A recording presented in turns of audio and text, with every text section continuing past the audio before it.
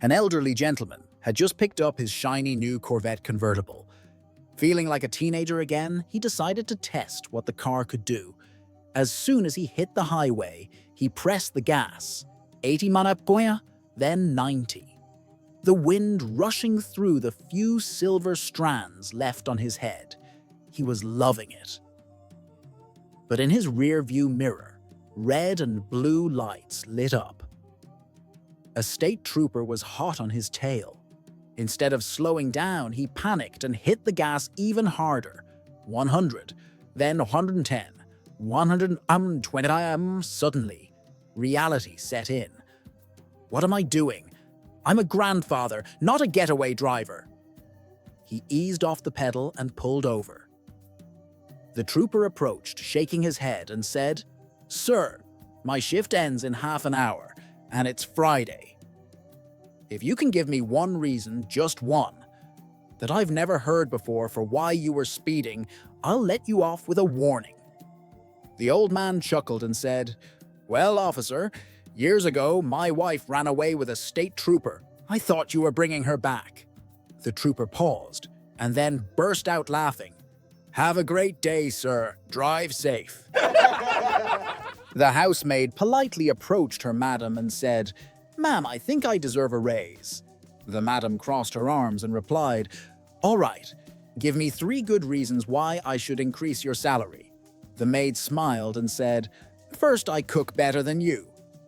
Madam raised an eyebrow. "Who told you that?" "Your husband did," replied the maid. Madame gritted her teeth. "Okay, what's the second reason?" "I iron clothes better than you." "And who told you that?" "Your husband again." Now visibly tense, the madam said, "All right, what's the third reason?" The maid hesitated, then said, "I'm also better than you in bed." The madam gasped, furious, and grabbed a broom. "What? Did my husband tell you that too?" The maid quickly waved her hands and said, No, the driver did." Suddenly, the madam went pale and whispered, "Keep your voice down. I'll double your salary." Bob stepped into his manager's office and said confidently, "Sir, I've been with this company for over a decade. I've always shown up, worked hard, and stayed loyal. I think it's time we discuss a raise." The manager raised an eyebrow. "A raise? Bob, you know business has been slow lately. This might not be the right moment." Bob smiled politely. "I understand that. But I thought you should know. There are 4 companies chasing after me, and I wanted to talk to you first." Now the manager sat up straighter. "Well, Anna, in that case, I don't want to lose a good employee. I'll offer you a 10% raise and an extra week of vacation. How's that sound?" Bob beamed. "That sounds great. I really appreciate it." Just as he was walking out, the manager asked, "Wait, who exactly are these 4 companies after you?" Bob turned around with a grin. "The electric company, the gas company, the water company, and the mortgage lender." After years of nagging migraines, a woman came home beaming. "Honey," she said, "remember those headaches I've had for ages? They're gone." Her husband looked up from the couch. "Gone? Just like that?" "Yep," she said. "Margie recommended a hypnotist. He told me to stand in front of a mirror and repeat, 'I do not have a headache. I do not have a headache. I do not have a headache.' And guess what? It worked! I haven't had one since." "That's amazing," her husband said. She smiled slyly. "You know, since we're on the topic of long-term problems, maybe you should see that hypnotist too. You haven't exactly been a rock star in the bedroom lately." Feeling slightly bruised in the ego, the husband booked an appointment. That night, he came home, charged with confidence. Without saying a word, he swept his wife into his arms, carried her to the bedroom, and made passionate love like a man half his age. Breathless and impressed, his wife said, "Wow, what got into you?" He winked. "Don't move, I'll be right back." He went into the bathroom, came back, and round 2 was even better. Again, he said, "Stay right there." Back to the bathroom he went, Curious now, the wife crept to the door and peeked inside. There he was, standing in front of the mirror, repeating, "She's not my wife, she's not my wife, she's not my wife." His funeral will be held this Saturday at 11 a.m. A struggling handman was walking home one evening when he spotted a leather wallet lying near the curb. Inside, he found 7,000 in cash, neatly stacked. No ID, no cards, just money. A few days later, he came across a flyer posted on a nearby shop window. "Lost wallet, $500 reward. Please return, no questions asked." It had a phone number and a name. A local businessman known for his wealth and, frankly, his arrogance. Honest to the core, the man called the number, met the owner, and handed over the wallet. The businessman flipped through the bills, paused, and narrowed his eyes. "This isn't right," he said coldly. "There was $7,500 in here. You must have helped yourself to the reward." "Sir, I didn't take a penny," the man replied, offended. "Then you returned it short," the businessman snapped. "You're no hero, you're a thief." They ended up in court.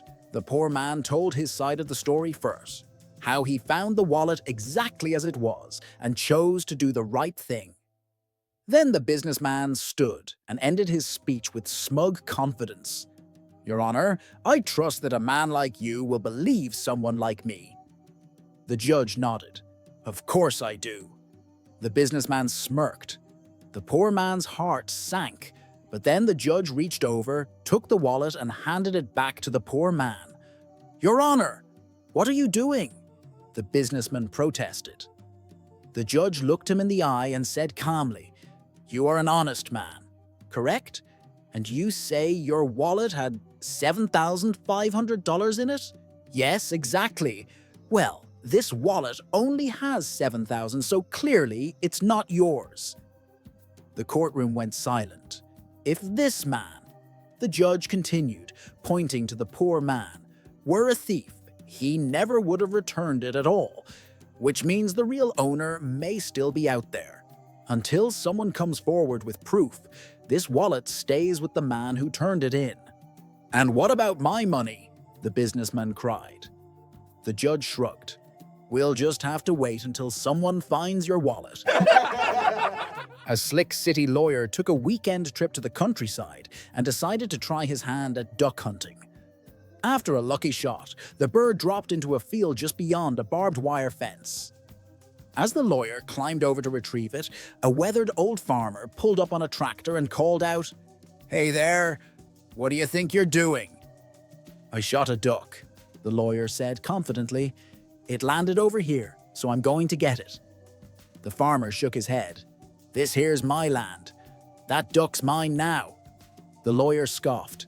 "Listen, I'm one of the top attorneys in New York. If you don't let me take that duck, I'll sue you for every acre you've got." The old man grinned. "We don't do lawsuits around here. We settle things with what we call country justice." "Country justice?" the lawyer asked, raising an eyebrow. "Yep," the farmer said. "We take turns kicking each other. I go first since it's my land. Then you kick me. We go back and forth till someone gives up." The lawyer sized up the farmer. Scrawny, wrinkled, and clearly pushing 80, and thought, easy win.